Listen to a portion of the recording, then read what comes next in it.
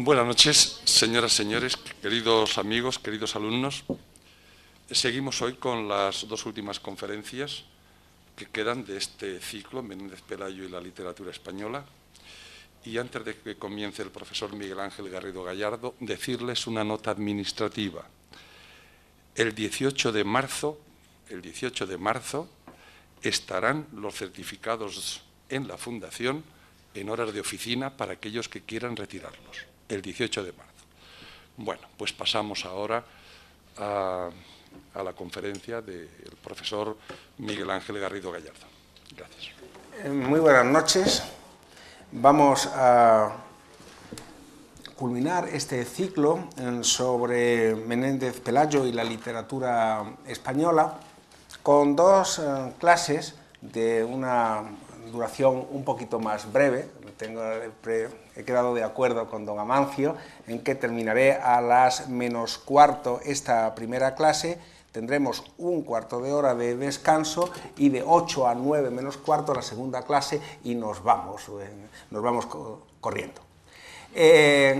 Esta tercera clase, como ustedes ya saben, tenía que tratar de los orígenes de la novela. Los orígenes de la novela, que es una cuestión de la que se ha tratado bastante. Ya la verdad es que cuando me puse a preparar este apartado de los orígenes de la novela, pensando en alguno de los asistentes a este ciclo de conferencias, me acordé de un amigo de mi padre que hace ya mucho tiempo fue opositor. Mi padre era maestro y él opositaba a profesores de enseñanza primaria, como se llamen ahora, que ya he perdido el cuento de cómo se llaman esta gente y toda la gente. Y entonces en aquella oposición le preguntaron por la rotación en los grados de los colegios nacionales de entonces. Y la verdad es que el hombre no sabía nada de la rotación de grado, o sabía poco, y el tribunal pues le parecía que era un tribunal competente. Y entonces se dirigió al tribunal y dijo: bueno, me han preguntado ustedes sobre la rotación de grados. Y de la rotación de grado, ¿qué le voy a decir yo a ustedes que ustedes no sepan? Y luego, en ese momento, que le voy a decir a ustedes que ustedes no sepan, había uno que se llamaba Carrillo de apellido, en fin, no tenía nada que ver con el famoso político, que como querían ayudarle, ya era un padre de familia mayor, con una caterva de hijos y que no acababa de sacar las oposiciones, se echó para atrás y entonces le empezó a apuntar diciendo que la rotación podía ser cíclica y le hacía así con los dedos. Y dice, pero en fin, como muy bien me apunta el señor Carrillo, la rotación puede ser cíclica. Aquí yo no sé si voy a tener el auxilio de la base para decirles algo sobre origen de la novela, y entonces me la tendré que arreglar como pueda. Y arreglármela como pueda es decirle a ustedes que esta aportación, esta fundamental aportación de don Marcelino, no se debe, como las anteriores, ni siquiera como la siguiente, a ese proyecto que yo les dije a ustedes que había acometido, en fin, siendo un chico de 21 años, cuando hizo las oposiciones a la cátedra de la Universidad de Madrid.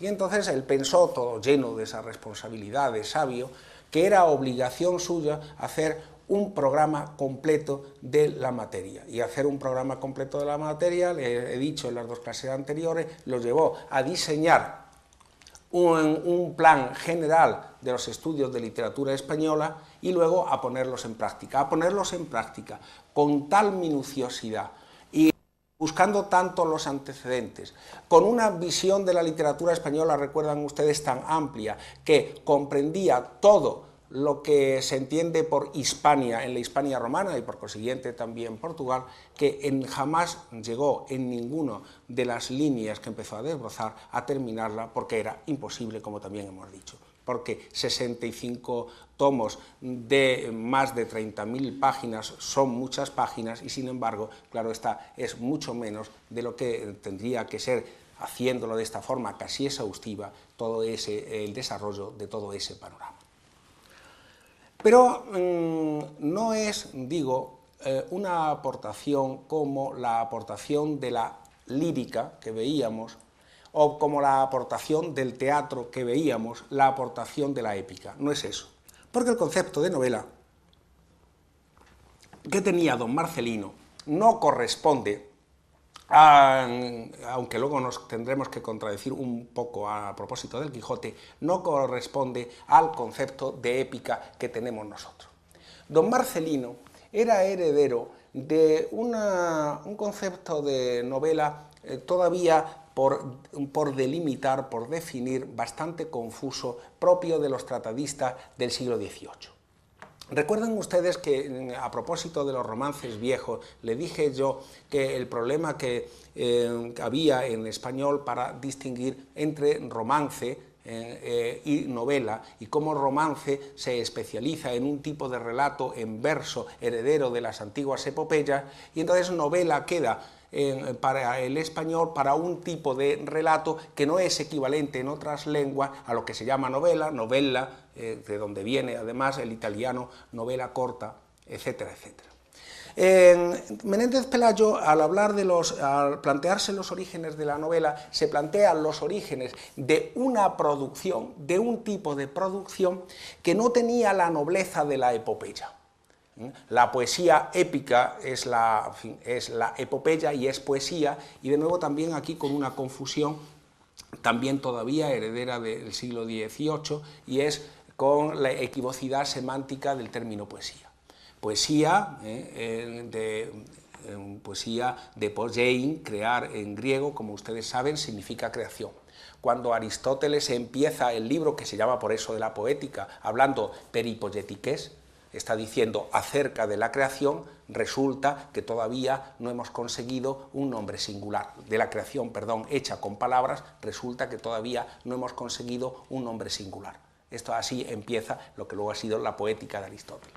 Como poesía es igual a creación, pero simultáneamente la poesía, un rasgo inequívoco de la poesía es estar codificada en un metro, estar codificada en una matriz rítmica, se plantea que mientras que hoy, final del siglo XX, la poesía es la lírica, lo que luego hemos dado en llamar lírica, la lírica codificada de una forma métrica, y solo eso.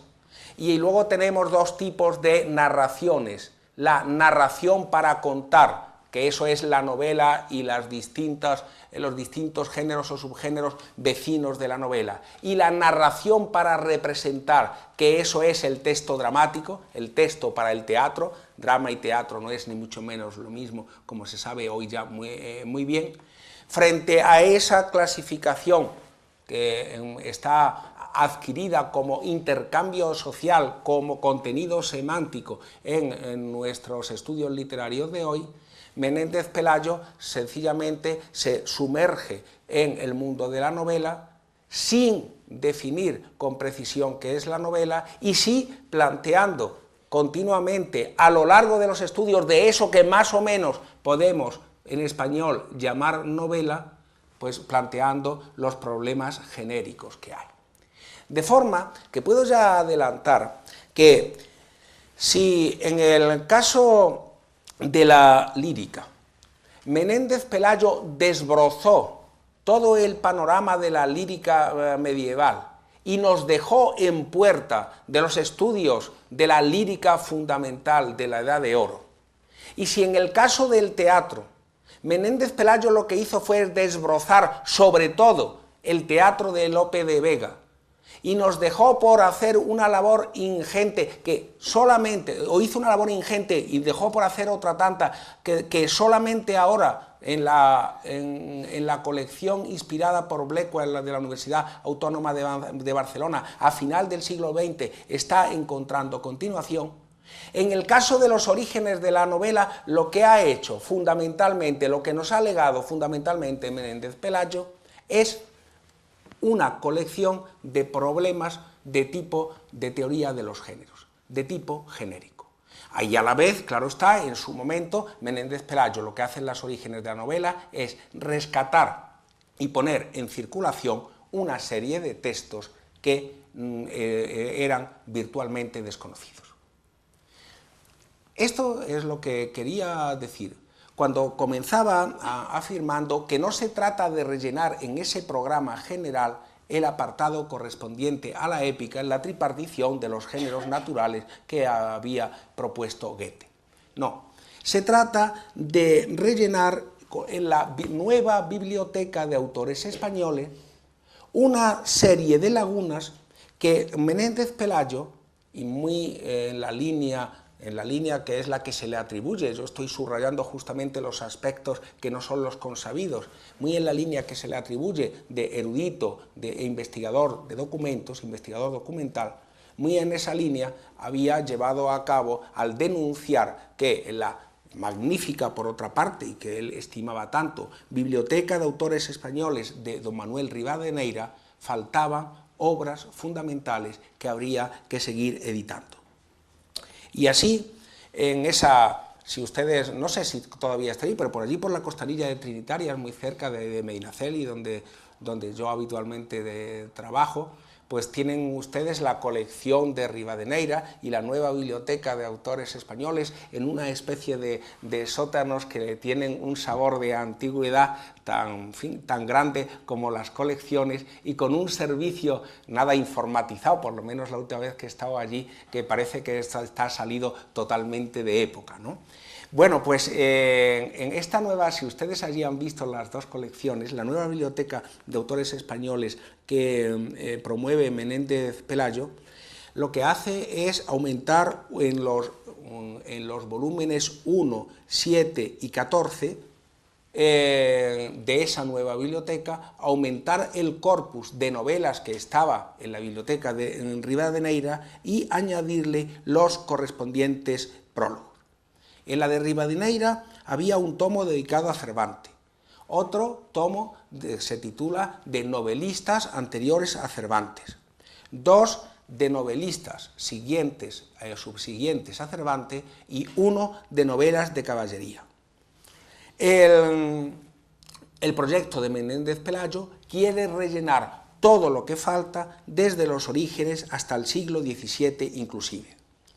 Y en este proyecto se ve truncado por la muerte, en fin, dicho con ese tipo de prosa propia de Artigas, que es el editor de Menéndez Pelayo, luego en el siguiente tomo que había dejado preparado, pero para el cual no había hecho el correspondiente estudio, dice Artigas: la parca, envidiosa del genio del erudito, truncó aquí su vida para que no pudiera culminar, etcétera, etcétera. Pues efectivamente se murió. Y entonces dejó por hacer los estudios sobre picaresca, coloquios y diálogos satíricos. De todas maneras, los prólogos que pone a estas ediciones, y que el mismo Menéndez Pelayo dice que son prólogos que ha redactado con una extrema sobriedad, alcanzan las 3000 páginas de la edición nacional. El tomo, claro, no termina, según decía desde el primer día yo aquí, porque comienza desde los antecedentes más remotos. El tomo 1 está dedicado a la novela en Grecia y Roma, el tomo 2 al apólogo y el cuento oriental, el tomo 3 a la influencia de la novelística oriental en nuestra literatura de la Edad Media, influencia que, preparando esta conferencia, veía que García Gual le llama soberana idiotez. Como García Gual, por cierto, alumno también de esta casa y en este mismo local estudió, hemos compartido el seminario de griego durante años. Como García Gual es un hombre inteligente, me sorprendió que le llamara soberanamente idiota a don Marcelino. Y, en fin, siguiendo, luego leyendo el libro de los orígenes de la novela, que habla de la novela griega y siguiente, García Gual, el libro que ustedes conocerán, un gran libro publicado en 1972 en Istmo, veo cómo dice que la aportación de don Marcelino es una aportación absolutamente fundamental. Lo que me parece una soberana idiotez es que don Marcelino, muy en el registro, que es el que tenemos que dejar de lado, como le vengo insistiendo, de la época, dice que como en Oriente, en fin, según el relato bíblico, está el origen de la vida, es muy natural que toda fantasía y todo relato venga en último término de Oriente. Podemos decir que la crítica de García Gual es una soberana idiotez, en el mismo sentido que él ha empleado a don Marcelino y que él hace un magnífico libro como don Marcelino hace en los orígenes de la novela. Le digo por si le sorprende la afirmación así suelta y le llama la atención. Bien, luego está el número, el 4, el capítulo 4 está dedicado a breves indicaciones sobre los libros de caballería. Luego vienen los estudios de los libros de caballería españoles, la novela sentimental y bizantina, la novela histórica, la novela pastoril, en fin, etcétera, etcétera, etcétera. En el tomo, este conjunto de estudios sin los textos están, igual que le ocurría en los apartados anteriores, están editados en la biblioteca de la Edición Nacional del Consejo Superior de Investigaciones Científicas en 4 tomos, el segundo de los cuales corresponde a los prólogos del séptimo de la nueva biblioteca de autores españoles y se ocupa de los cuentos y las novelas cortas. Es un tomo que corresponde a la publicación de obras tan importantes como La cárcel de amor de Diego de San Pedro, El crotalón o la Diana de Jorge de Montemayor y la de Gil Polo. El tomo tercero, 14, prólogos del 14 de la nueva biblioteca de autores españoles, trata de la Celestina y sus imitaciones y también aporta textos fundamentales como la tragedia policiana o la comedia eufrosina. Por fin, el tomo cuarto de esta edición nacional, que corresponde al tomo 21 de la biblioteca, debería estar destinado, como le he dicho, según los planes, a la picaresca y a los coloquios satíricos y diálogos satíricos. Como no pudo llegar a terminarlo, en la edición nacional de Adolfo Bonilla y San Martín se publican los textos y publica una biografía de don Marcelino. Los 4 volúmenes, además de la edición nacional, están completados a este propósito de los orígenes de la novela con la tesis doctoral de don Marcelino. La tesis doctoral de don Marcelino, que se tituló, como ustedes saben, La novela entre los latinos, y que es un comienzo de los antecedentes que luego desarrollará en esta magna obra. Y además lleva incluido el prospecto de la nueva biblioteca de autores españoles, tal como don Marcelino, con 19 añitos la criatura, lo había diseñado. Todavía pueden encontrar, para completar lo que son las referencias correspondientes a la clase de hoy, pueden encontrar textos referidos brevemente, bien es verdad, a orígenes de la novela en diversos capítulos de los estudios de crítica literaria de los tomos correspondientes de la edición nacional. Bien, esto es el conjunto, esto constituye el conjunto de los 5 tomos de la edición nacional, 4 más este quinto de Enrique Sánchez Reyes que acabo de mencionar. De estos 5 tomos, simplemente si nosotros empezáramos aquí a enunciar el índice, ya nos llevaríamos el tiempo que nos queda de clase. Por eso yo he preferido fijarme en un par de aspectos que me parecen que ilustran muy bien lo que suponen estas aportaciones de don Marcelino, la modernidad de las aportaciones y, más que la modernidad, sería mejor decir, la incitación actual que todavía supone la lectura de la obra de Menéndez Pelayo, que es el leitmotiv de este ciclo de conferencias. En el tomo 1, páginas 199 y siguientes, don Marcelino se refiere a los libros de caballería. Los libros de caballería constituyen un conjunto de obras, según don Marcelino, que evidentemente, y es evidente con la simple lectura, no son de tema nacional, pero que también evidentemente llegan a formar en el siglo XVI un género nacional, casi se podría decir por excelencia. Habla del Amadís, habla del tirano, se refiere al tirano Leblanc de 1490, esta obra de Martorell, que luego tienen ustedes muy recientemente en Alianza Editorial, en su traducción en castellana, y que es, en fin, es anterior y es española, es anterior a lo castellano y española en el sentido que considera literatura española todo lo que se da en España.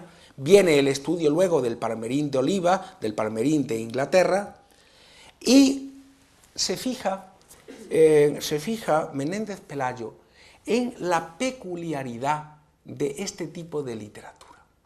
La peculiaridad de este tipo de literatura que consiste en que, siendo una literatura de muy poco fuste, siendo una literatura que, comparado con lo que tenían, en fin, podían tener a su alrededor los receptores de la literatura de su tiempo, es una literatura deleznable, en fin, en el sentido adecuado del término.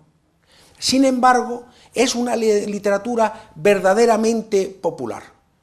Es una literatura que la lee todo el mundo. Es más, es una literatura que le ocurre lo que le ocurre a, yo creo que es adecuada comparación, a la televisión basura de hoy. Si ustedes van a la sección de cartas al director de cualquier diario, se encuentran siempre la carta del bienpensante, de la bienpensante, que dice: no sé dónde vamos a llegar con esta literatura basura, con esta televisión basura.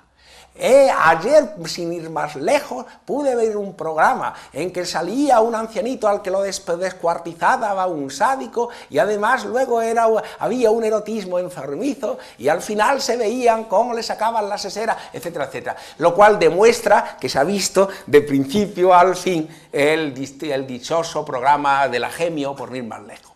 Bien, pues Menéndez Pelayo ve muy bien que lo que pasa aquí con estos textos de los libros de caballería es exactamente lo que pasa con lo que hoy llamamos subliteratura.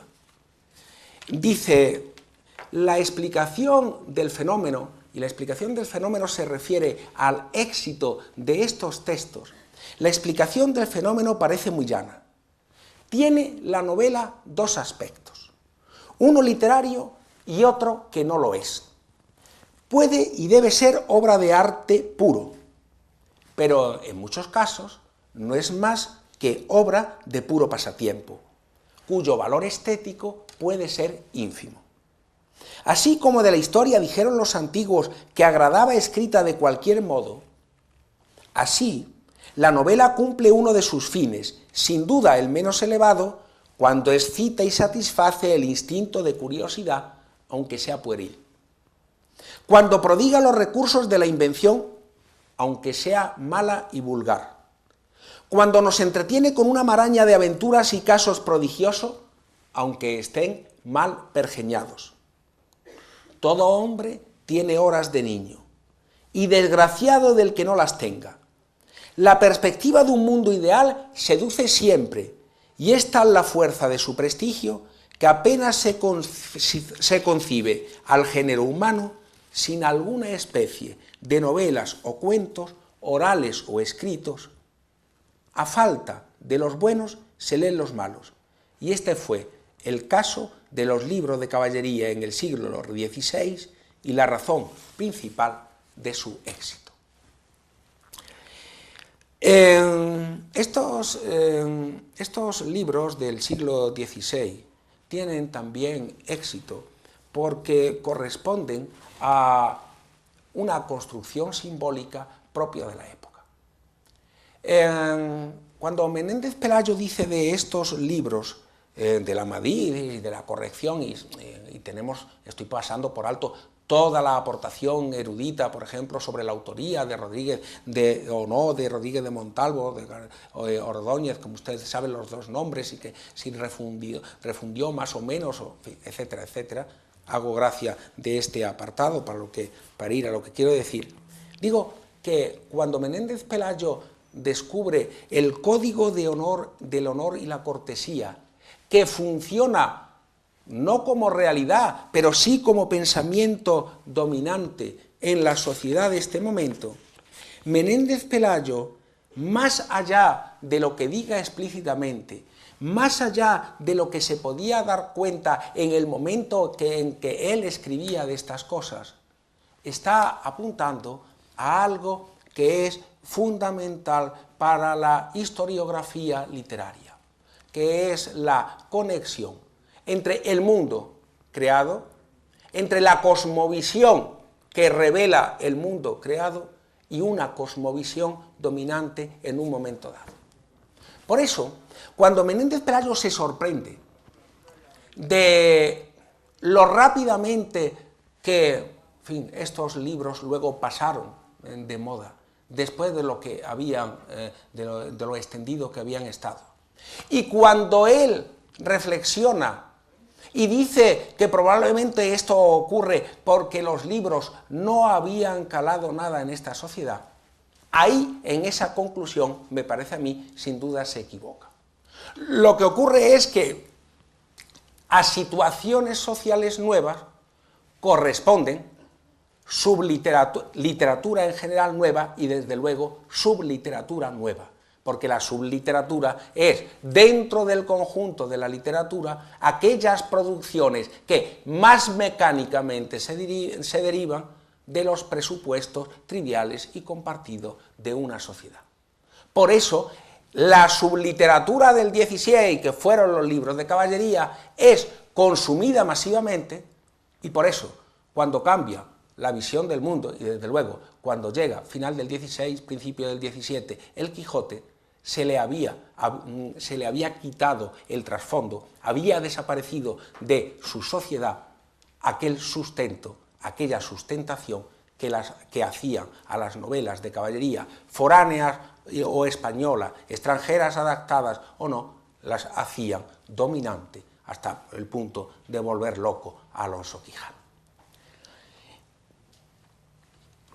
Cualquiera de los lectores de nuestra época, de las personas de nuestra época inquietas por los fenómenos culturales, podrán, si tienen unos pocos años, no demasiado, darse cuenta de qué fenómeno se produjo con los libros de caballería del siglo XVI, que tanto inquietaban a Santa Teresa porque se ponían a leerlos, en fin, las chicas de su tiempo, y uno de los grandes pecados de los que se acusa es de haber perdido el tiempo leyendo ella estos libros, como ustedes recordarán.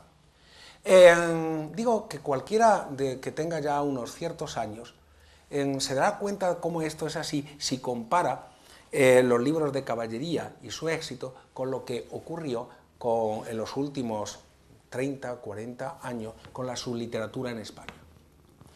En un marco muy distinto, en una conferencia que llevo ya gastadísima, la pobre, sobre literatura y sociedad, que se llama mi prima Mati, mi amiga Mari y su hermana Rogelia. Cuento una cosa que, en fin, cuento ahora porque me parece que puede resultar un ejemplo muy esclarecedor. Y es que en los años 50, cuando yo era un niño pequeño, que también lo fui, pues yo tenía una vecina que se llamaba Mari, y a la que su hermana, que se llamaba Rogelia, le compraba libros de hadas, cuentos se llamaban entonces, cuentos de hadas. Eran unos folletos con una historia siempre igual, que tiene su base en una tradición de los cuentos, bueno, que todos los antropólogos han estudiado en todas las culturas, y que consiste básicamente en que una ranita está con una heridita porque se ha clavado una espinita, y entonces llega la pobre leñadora que está hecha a polvo y que va por allí por un sendero con los pies de barro, normalmente tiene una madrastra malísima, pero se compadece de la tal ranita, le da aquí en el lomo a la ranita, le quita la espinita, ¡plaf!, y resulta que es un príncipe, y se casa. Es la función esa W que le llama prop en el análisis de los cuentos fantásticos. Hasta aquí nada. O sea,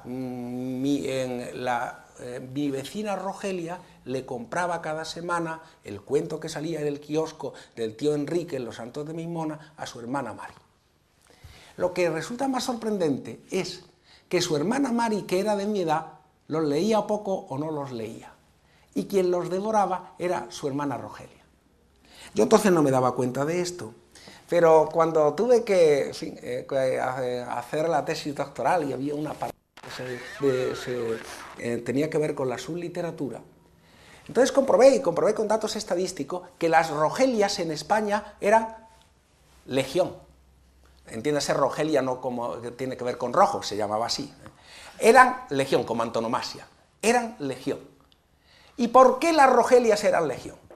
Luego me di cuenta de un episodio que le había pasado, perdonen que me alargue un momento, que le había pasado a Rogelia, a saber que Rogelia de pronto le había puesto un telegrama a su madre, que estaba en Écija a ver a su abuela, diciéndole: ven inmediatamente si quieres ver la boda de tu hija, porque me caso con el tío de la autoescuela. El tío de la autoescuela es uno que había ido a aquellos incipientes en coche pues a enseñar a conducir a la gente al pueblo. Ni se casaba con el tío de la autoescuela, el tío de la autoescuela estaba casado y había sido una ilusión vana.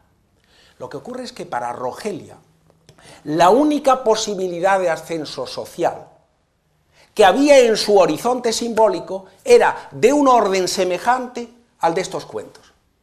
No era ya como más adelante Corín Tellado, que podías pescar a un ejecutivo de un Lamborghini, no, en absoluto. Y por eso cambia el cuento. Su única posibilidad de gratificante en el campo de lo simbólico era un deus ex machina.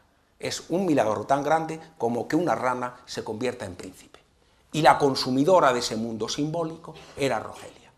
Bien, exactamente, los consumidores de ese mundo simbólico del siglo XVI corresponden a este tipo de amor cortés, a este tipo de cortesía ficticia y a este tipo de adoración de la mujer, de la que luego Cervantes hará todo ese mundo, transmutará ese mundo irónico de Dulcinea. Por eso esos libros son los libros difundidos de toda la centuria. Ciertamente esos libros son denostados, y sigue ya Menéndez Pelayo, por Juan de Valdés, finalista, latinista, de Julia Gonzaga, correspondiente de Erasmo, autor del Diálogo de la Lengua, y sin embargo, a pesar de ser denostados, son leídos por él. Y no solo son leídos, sino que son leídos, según se puede rastrear en lo que escriben, por los grandes autores de la época. Y que no había otra cosa que leer, o que no había otra cosa que escuchar. Bueno, estamos en la época de la primitiva Celestina, estamos en la época de sus imitadores, estamos, si se quiere, tampoco es una gran cosa, en la época de la novela sentimental. Por eso, porque esto constituía un fenómeno social dominante, la Inquisición fue muy tolerante. Si Fray Antonio de Guevara, o Vives, o Melchor Cano, o Benito Arias Montano, o Fray Luis de Granada dicen que no se deben tolerar esos libros, resulta que la Inquisición, que estaba en ese sentido y en otros muchos, eso es otro capítulo, mucho más cerca de la sociedad de lo que suelen estar los intelectuales, esto es una constante también en la historia de la humanidad, hace la vista gorda. Y cuando estos y otros intelectuales bien pensantes dicen que, bueno, pues vamos a remediarlo, siguiendo el gusto de las masas, hagamos unos libros de caballería a lo divino, no resultan, no se leen, como hoy sería imposible que diría yo una Ana Obregón a lo divino. Esta relación de feedback entre literatura o los fenómenos que heredan a lo que se llamó literatura en el siglo XIX y desde luego en el XX, no en el XVIII, que es otro de los problemas que se suscita junto con la división genérica en la obra de Menéndez Pelayo, pero esto que llamamos literatura y que es más o menos lo que, en fin, estaba pensando Aristóteles cuando hablaba de poesía, creación, estética o no, otro problema que también aquí se suscita, esa literatura es un producto de la vida humana, de la cultura como acción en sociedad, que puede tener un altísimo valor estético o que puede no tener valor estético, pero que en todo caso, incluso las que tienen valor estético, están fundamentadas en un intercambio social que eso sí que es una condición sine qua non para la existencia del fenómeno. La verdad es que si uno se va a los grandes manuales, y no voy a citar ahora ninguno, que todos ustedes conocen actualmente en marcha, en elaboración, ahora hay 3 grandes manuales que yo conozca en elaboración y otra media docena recién terminado de la literatura española, y lee, quitando la retórica del momento decimonónica, lo que dice Menéndez Pelayo en los orígenes de la novela, seguramente llegará a la conclusión a la que yo llego, que consiste en este campo como en los demás, en afirmar que un estudio verdaderamente actual de la literatura española tiene que remontarse a lo que dijo don Marcelino, matizarlo, discutirlo, aceptarlo, integrarlo, desecharlo, según los avances que se han producido durante todos estos años, y después seguir investigando por cuenta de uno, pero de ninguna manera desconocerlo, de ninguna manera ningunearlo. El otro apartado que he escogido por significativo es el correspondiente a la Celestina. El correspondiente a la Celestina, en el que Menéndez Pelayo hace una vez más una serie de aportaciones fundamentales. Hoy se sigue discutiendo sobre el autor de la Celestina. A mi juicio, aunque no soy especialista en literatura medieval, con no mejores datos que los de don Marcelino.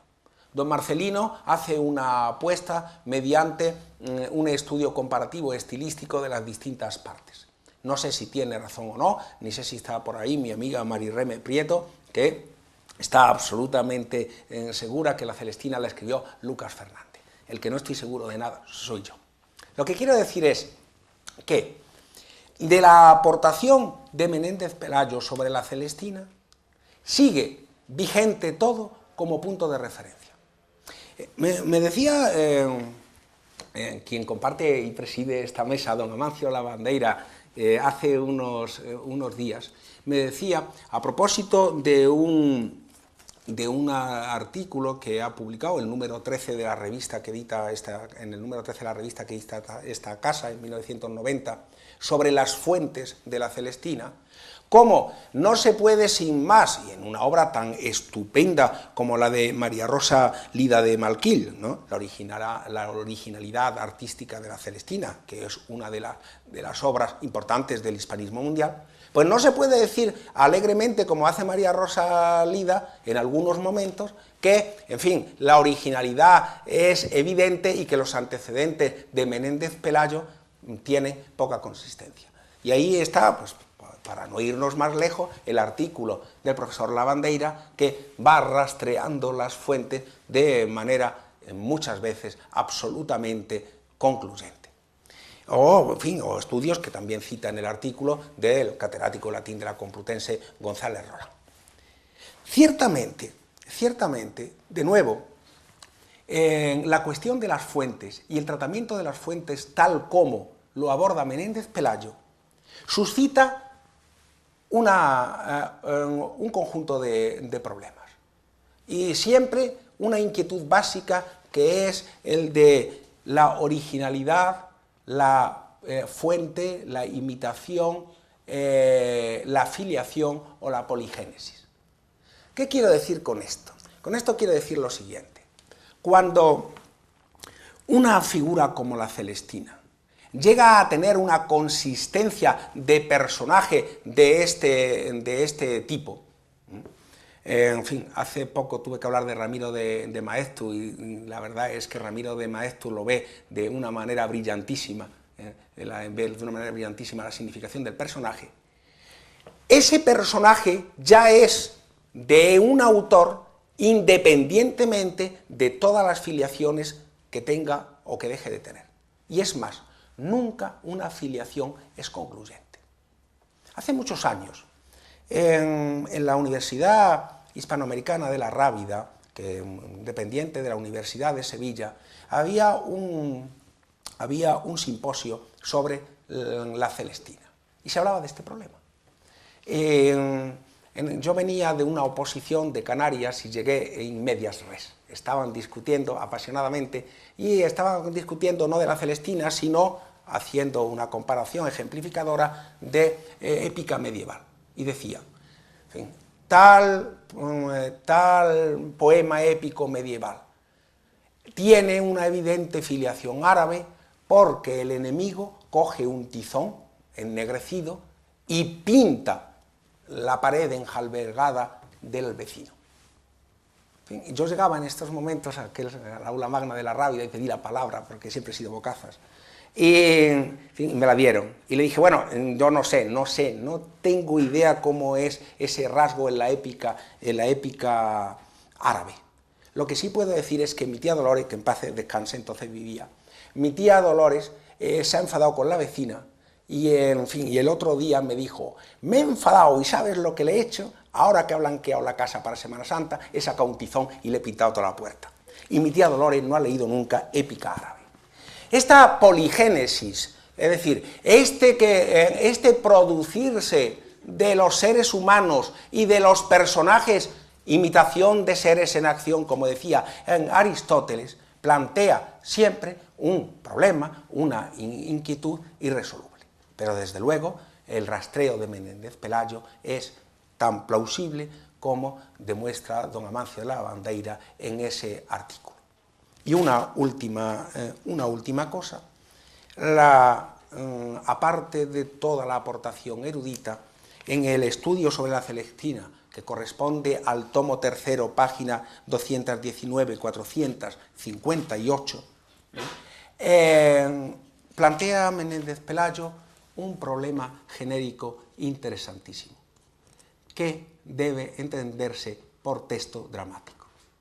Porque en Aristóteles distinguía entre esas narraciones para contar y distinguía no narraciones para representar, sino que hablaba de la representación como otro género.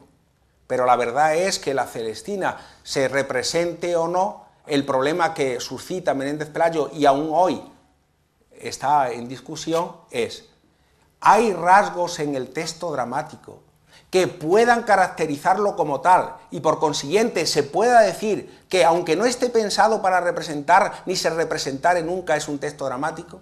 O a la inversa, un texto que no está hecho para representar es una novela. Eso sería cuestión de otra conferencia.